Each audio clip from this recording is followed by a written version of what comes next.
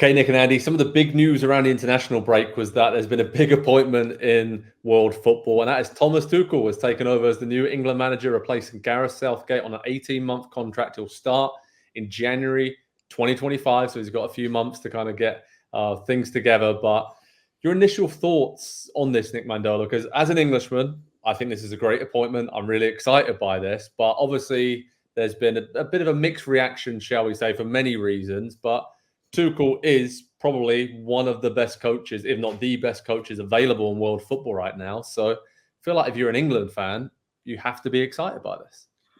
Look, he's shown himself to be good inside of tournaments and to be adaptable inside of tournaments. And whether all the criticism against or some of the criticism against Southgate was fair or not, that was one of the arguments, right? Like, he's not really adaptable. He's going to do the same thing. It's going to be the same guys. And Tuchel has familiarity with the player pool. And that's another thing that I think works. I mean, probably better for some than others. He loved Mason Mount. Maybe, that could be, an opening for him. But this is a situation where a coach who has coached against almost every player he could come up against and have to game plan for. From any nation, because let's face it, he's been coaching in the leagues where the best players in the world and the majority of the players who are going to play in a World Cup are plying their trade. So on almost every level, it makes sense. Yeah, I want to pick up on the first point there because I think tactically, this is the step up that the English national team needed from a coach. They needed a coach that's going to be defensively disciplined, organized, not just in defense, but all over the pitch, and be very clear with the way they're going to play. Tuchel does that wherever he's been. But also, I think the in-game management is where we're going to see England take a huge step forward. And Southgate did a lot of great things, brought the entire FA structure together, promoted young players, got England fans loving and believing in their team again, did so many great things. But where he just kept coming up short in these major tournaments were at key moments in big games. Yep. Was that sub correct? Was his tactics to start with correct? And I think Tuchel, Andy, right? Like when we look at, like Nick said, he's a great cup manager, won the Champions League with Chelsea, won the German Cup with Dortmund, obviously won titles with PSG as well. He gets it, right? In that kind of short-termism, and we have to win. Let's do any small thing we can do to get the advantage over the opponent. And he is quite good at being a reactionary coach, it feels to me. So I think the FA have nailed this, where they've gone, what did Southgate do well? What didn't he do well? And what do we need to improve on? And this is like the last little bit for me for England to, well, they'll still be one of the favourites, but for me to feel confident in a semi-final or a final that they have the tactician there who can swing the game in their favour with one switch, either playing style or personnel. What do you think, mate? Yeah, so I'm thinking back to Southgate and when he was appointed, and it came out of nowhere, seemingly. Obviously, he was, England U21 coach for a time, and so he was in the system, and there was a familiarity, and there was something seen in him that this is the personality, this is the way forward, whatever it was that the team needed at that time. It was probably the right decision. As that team progressed and got into quarterfinals and semifinals and finals of these major tournaments, it started to become apparent that he was a little bit out of his depth, probably. And that's no slight to him. This is a guy, before he became an international coach, had 150 games as a manager at Middlesbrough with a 29% win percentage. That's pretty bad. It's not great. And then you'd land into the England job, there's going to be a little lack of experience and familiarity and just the craftiness that you're going to get from somebody like Thomas Tuchel, who has been in multiple different countries. He's won trophies in multiple different countries. I think pretty widely considered one of the top 10, maybe 5 best coaches in the world right now. And for you to be able to land that as a national team at this part of a World Cup cycle, it's along the same lines of what the U.S. men's national team has done with Mauricio Pochettino. It's a short-term thing, one, so the damage that can be done, I feel like, is pretty limited. But the upside for a Thomas Tuchel with a team that is ready to win in a winning window at the moment, players all in the primes of their career, and some of them kind of coming up to the last opportunity in the Three Lions shirt. It feels like all those things put together, it's the right face, the right place, and the right time for everyone. I almost don't see how this doesn't work out, Joe. Wow. All right, let's bookmark the date. Let's bookmark the date because I'm excited about that statement. I mean, Harry Kane's got to be happy, right, Nick? I mean, Tuchel worked really hard to take him to Bayern Munich. Obviously, rates him highly. Kane's spoken of him highly since he's got the job as well. So I think getting the best out of Kane was an issue for England in the Euros in the summer. So that's probably great news in terms of how England's set up. But I mean, who else do you think is really going to benefit from Tuchel coming in? Because like to play a back three, right? At Chelsea a lot. So like a 3-4-2-1. I feel like guys like Reece James, you mentioned it, Mason Mount, maybe even a Ben Chilwell gets back into the mix.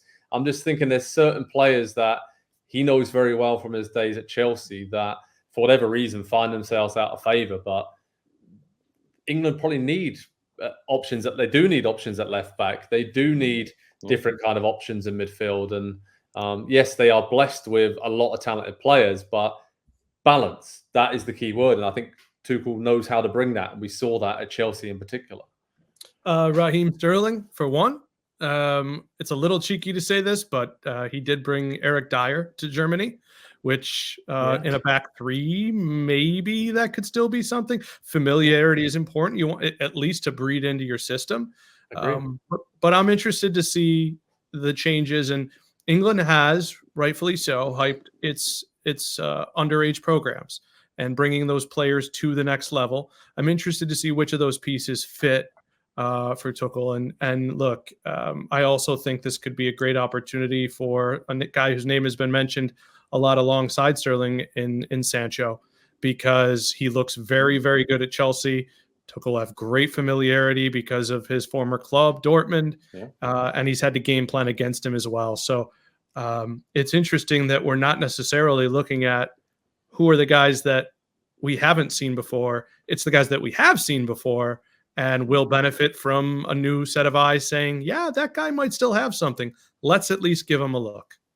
Yeah, it's going to be interesting to see those second chances. And obviously now Tuchel has some time to sit back and watch the November international break. And then he's into it in March, right up into World Cup qualifying. And there is a lot of pressure on him, Andy. Obviously, England hasn't won anything since 1966. We all know that.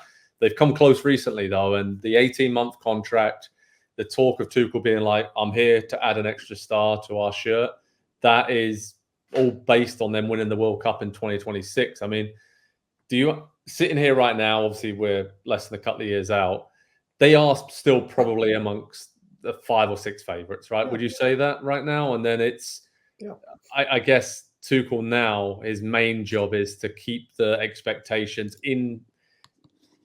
intact, confident, but also create that humbleness and hunger. Like, okay, you guys have got close, but you haven't won anything yet. And I'm excited to see that side of it, because that Chelsea team that won the Champions League, you did see that when it was like, we want to prove everyone wrong. In these big situations, we can deliver. And I feel like he's got that edge to his personality. We've seen it on the sidelines with the fight with Conte. A lot of the reports behind the scenes with owners, he's not always the easiest character to work with. So he's a nice guy. I've been lucky enough to chat with him quite a bit over the years in press conferences. And he's a great talker, great communicator, but he's got an edge to him, right? And I feel like that's kind of what this England team needed, and that slate wiped clean after Southgate.